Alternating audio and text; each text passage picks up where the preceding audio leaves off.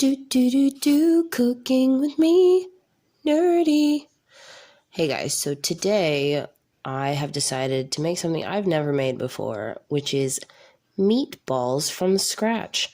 I called these believer meatballs because they were pretty much my attempt to make my husband into a meatball-loving believer. So here you've got my meatball mixture, which is cheese, Italian sausage, ground beef, breadcrumbs, and one egg to kind of bind it all together.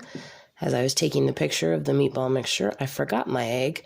Here you've got my spice blend. You've got sea salt, some garlic salt, some red chili pepper, and some smoked paprika. I only did about just a pinch of each of them, but you can pretty much season them to taste.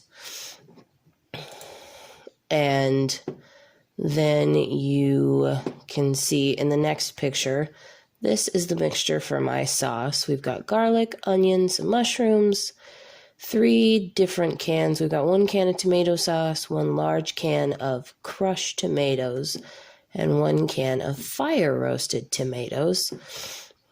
Can't remember the last time I made pasta sauce from scratch, and I don't think I can go back now because this one's set up better than any regular pasta sauce I've ever bought.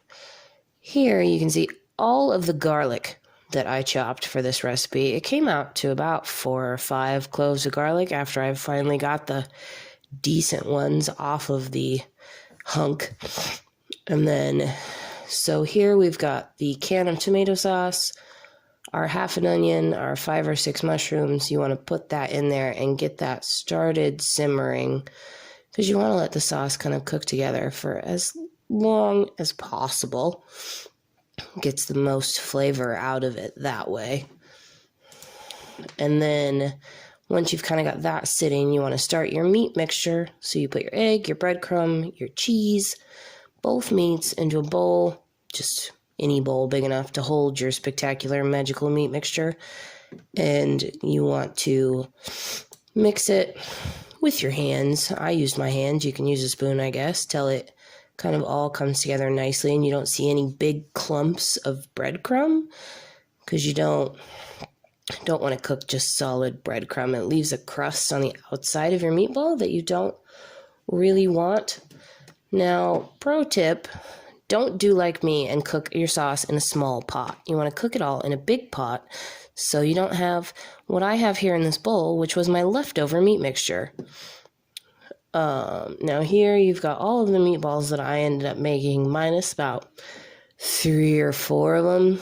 You want to make sure that they're all like sizes so that they all cook evenly, so that you don't find surprise raw pork in the middle of one of your meatballs in your sauce, because nobody likes raw pork. It makes people sad inside.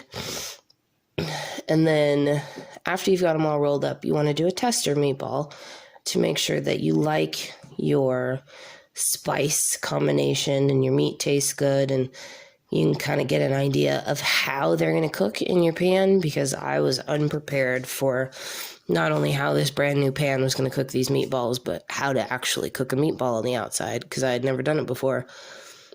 And then you want to put all of your meatballs in your sauce and get it started simmering before you start your pasta water, because you want to let that sauce and those meatballs come together and simmer for as long as humanly possible, because the longer they sit, the longer the sauce flavor gets into your meat, and the more delicious meatball you are going to come out with.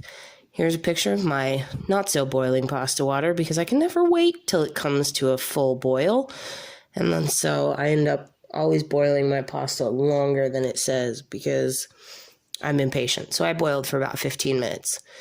Now, I didn't end up taking a picture at the end, but I can tell you my husband is a believer.